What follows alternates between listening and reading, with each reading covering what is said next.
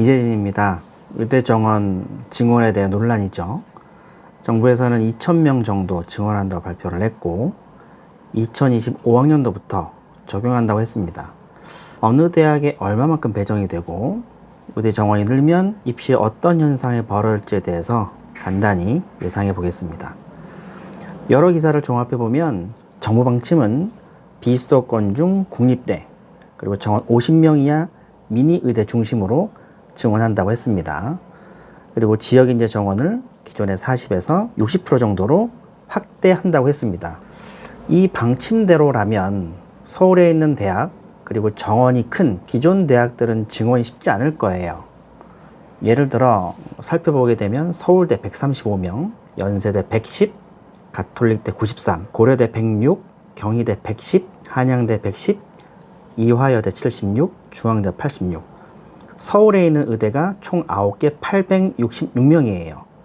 여기에 성균관대 40명이 있습니다. 성균관대가 좀 애매하긴 해요. 성균관대가 미니 의대긴 한데 과연 정원을 늘려줄지는 좀 지켜봐야 될 것 같습니다.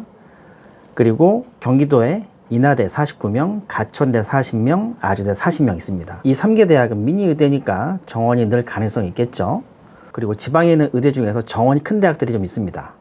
제일 큰 대학은 조선대 125명, 원광, 인제, 연대, 미래, 순천향대가 모두 93명, 한림, 계명, 영남, 고신대 76명이에요. 여기를 다 합치면 801명입니다. 여기는 정원을 늘려줄 명분이 별로 없어요. 정원이 크기 때문에. 자, 그런데 여기서 지역 거점 공립대 9개 같은 경우에는 정원이 826명 있습니다.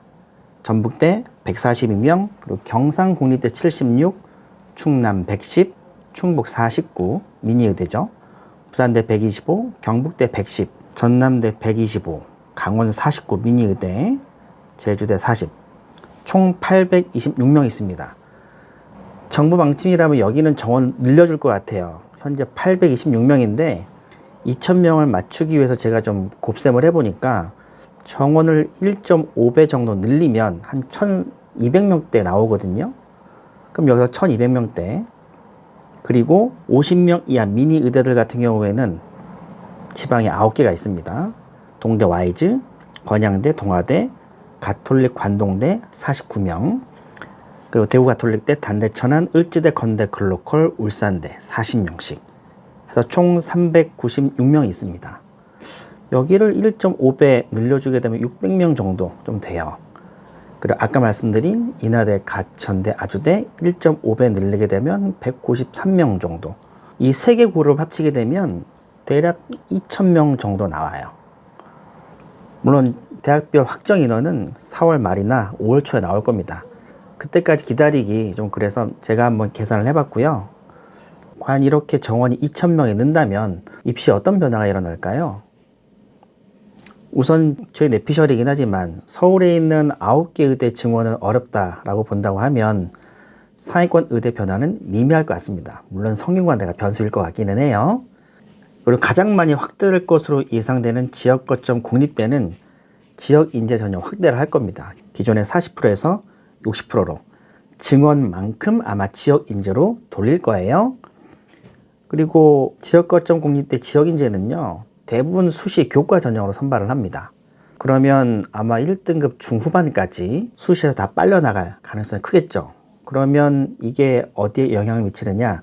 스카이 자연계열에 영향을 미칠 거예요.